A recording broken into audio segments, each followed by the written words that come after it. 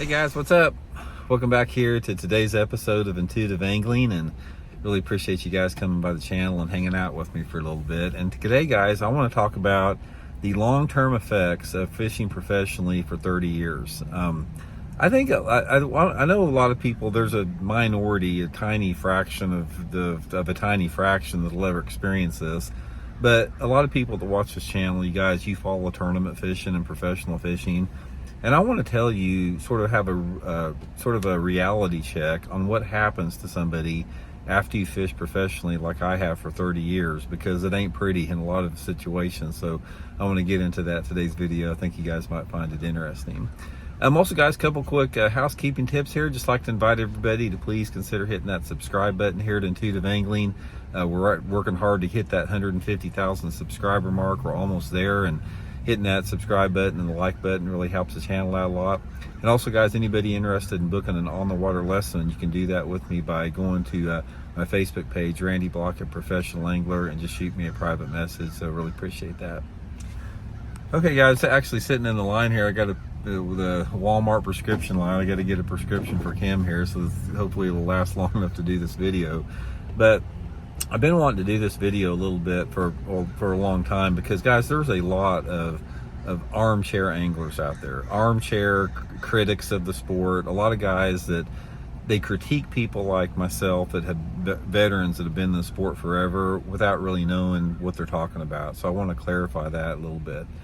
Now, first of all, I'm gonna say I'm grateful for my opportunity to be able to have spent my life, and continue to do so, fishing professionally. I don't fish tour level events anymore out of my own choosing. I'm burned out on it. I'm tired of driving 40,000 miles a year and being away from not sleep and being in a strange bed for 150 days out of the year. I just had enough of it. And so, but I still am heavily involved in the sport. So I want to talk a little bit about what happens after somebody like myself, not just me, but anybody that is a true veteran of the sport, that has put in their dirt time. There's a big difference between fishing professionally for 5 or 10 years and that's it, over somebody like myself and others that have literally spent 3 decades doing it for a living full time. And there's a price you pay for that. So I want to talk about it. First of all, aside from the fact that I am grateful for having that opportunity, because I've experienced a lot of stuff people will never even imagine or have a chance to experience on the good side of it. But I'll tell you right now, guys, if I list the positives and the negatives about fishing professionally like I have for over 30 years, the negatives would far outweigh the positives. They would. That's just, I hate to say it, but that's just the way it is. Here are some of the things that happens to people after they fish professionally for 30 years. First of all, professional fishing is a selfish sport. It's a selfish occupation. Everybody out there, I've always talked about the fact that if you want to be a professional fisherman, you don't need to have any family, you don't need to have a girlfriend, you don't need to have kids, you don't need to have a wife, because it is selfish. You're gone constantly. If you're not gone constantly, you're thinking and focusing about fishing. It's the only way you can be competitive with it. So I just wanted to clarify that right off the bat, and I've earned the right to say that because I've experienced it. It's a selfish sport. That is, and you come to a point where you begin to regret that, because being a selfish sport and being gone from home for 150 days out of the year for 30 years, you miss out on so much. You miss out on friends and family being part of that. You miss out on stuff that you'll never get a chance to have back because you're on the road fishing all the time. And I look back in my own situation about the time that I missed around from my parents. I was away from my parents for so long, and fortunately I didn't have kids until after I quit fishing, full-time professionally, so I sort of escaped that part of it. But nevertheless, the relationships that you are in suffer, and mine did too as a result of that, so never underestimate that. Second thing with that, guys, is there is a tremendous amount of stress that goes with being a professional angler financially. Not so much anymore with guys, because this sport is turning into an elitist sport. The only people that can afford this sport now are either trust fund babies or kids that have parents that are loaded or guys that own businesses. But back when I started it and was in it for the most of my career, it wasn't like that. It is a stressful financial burden upon you because there's no guarantees. There's no guarantees that you're going to be successful. And even if you are successful, you have so many expenses and expenditures as a professional angler, and then it happens over and over again. It's like you struggle to get through a year, and then all of a sudden in the fall time of the year, you got deposits due for the next season that are on top of each other. It's a constant stressor as far as catching enough fish to keep your head above water financially and to maintain sponsorships for you to stay in it. I can't over stress the fact about how stressful financially professional fishing is. And that's why there's been some people when there were some people when I was at the top of my game that had rich parents. They don't understand it, guys. If you come from rich parents, or if you come from a wealthy family, you don't have any idea what it's like. You can't, having that financial distraction and that financial burden removed from you, you've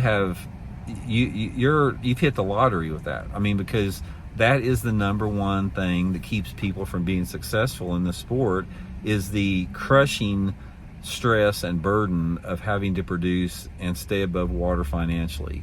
So I have a tremendous amount of respect for anglers that have not been helped out financially by their friends and family, because I know what it's like. I was one of those that didn't have any help. So it adds up, man. It adds up. It ages you. It's tough on you. And it's not only it's tough on you, but it also affects your attitude and your relationship. Okay, the next thing with it, guys, is if you are in it as long as I have, you will suffer a tremendous amount of professional injustices. Now, what I mean by that is there will be things that happen. Say, for example, you got a 25-pound bag of fish in the live well, and if you're going to win the tournament, and then 5 miles from the takeoff or 5 miles from the weigh-in, you blow your motor and you don't get to weigh those in. Or, you have, the fish on to win tournaments and they jump off. This accumulates. This professional injustice over decades and decades and decades, it adds up, and it beats you down and it wears you down and it makes you bitter. In my own situation, guys, I've calculated that I've had the fish hooked where I have seen the fish to have won first place in over 20 Bassmaster tournaments, where I wind up finishing like second or third or fifth in the tournament. But the story's not told that, I had my hands that far away from a 5-pounder and it pulled off, or, I had a, 7-pounder jump off, 2 foot from the boat or something like that. And when that happens over and over and over again, you get bitter and you get resentful. And that's something that you can't ignore, and that happens and that adds up on you. That's why a lot of the older anglers you see out there are bitter and angry, because those professional injustices add up. Okay, and finally, next in line to get my stuff here, so I better hurry up. Professional bass fishing is so hard on your body, guys. When you're in a boat and you're getting beat up in a boat, even if you're a smooth driver, guys, the impact of decades and decades and decades of hitting waves hard, and being in that type of position, it affects your body. It affects your spine. It affects your neck a lot. That's why you see so many of the older bass pros out there. They're all hobbled over. They're 60 years old and they're, walking around like old men. It is hard on your body. Being out in the sun, most everybody that I know that fishes as long as I have, they got issues with skin cancers and stuff like that. It's one of the most underrated, physically strenuous sports that there is, and all that takes a toll on you.